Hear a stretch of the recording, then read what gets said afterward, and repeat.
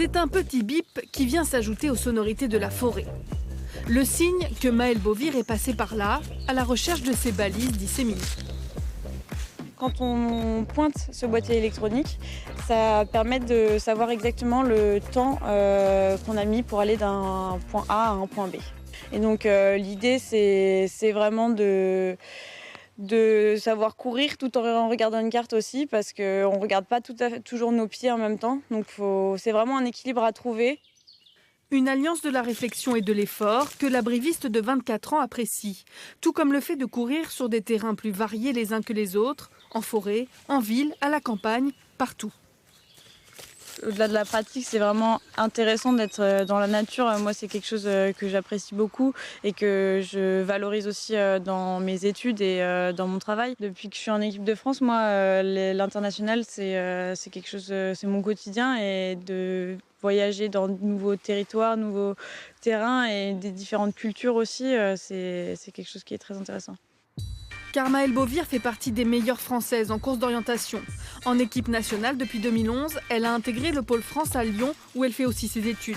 Musculation, athlétisme, vélo, la licenciée du Brive Corrèze CO s'entraîne parfois jusqu'à 20 heures par semaine. Il faut être quand même puissant puisqu'il y a beaucoup de côtes et de descentes. Donc c'est pour ça qu'on fait aussi pas mal de squats en muscu et aussi du vélo pour la puissance. Et ensuite, il faut aussi une bonne endurance. Coucou. Cet après-midi ? Ouais, ça va. Après, j'ai eu un peu de mal là au niveau des côtes. Le responsable, c'est lui, Yannick, son père.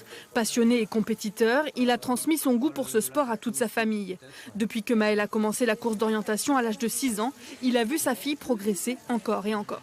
Ouais, et au niveau de l'enchaînement des petits postes là ? Ça va, l'enchaînement des petits postes, ça allait. J'avais bien la forme, donc sur l'enchaînement, ça allait. Après, C'est sûr, il y a de la fierté de l'avoir, dans un premier temps, sélectionné en équipe de France, et puis après, faire les premières compétitions internationales, et puis réussir des compétitions internationales. Non, c'est sûr que c'est une fierté, évidemment. Ouais. Mais la fierté d'un père ne suffit pas. Vaillante, déterminée, la jeune femme a de belles ambitions.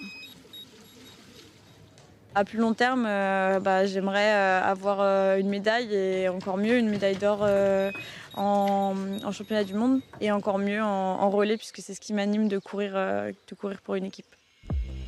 La tête au service de ses jambes et inversement, elle travaille sans relâche. Pour atteindre ses rêves, Maëlle Beauvir a trouvé le bon chemin.